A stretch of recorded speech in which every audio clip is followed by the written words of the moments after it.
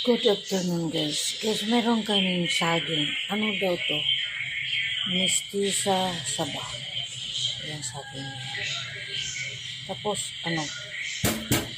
nahinog na siya guys. Tingnan mo. Pag nahinog siya guys, ayan. Ayan, mistisa saba daw yan. Nadiki. Sa sobrang hinog. Nasa sobrang, na.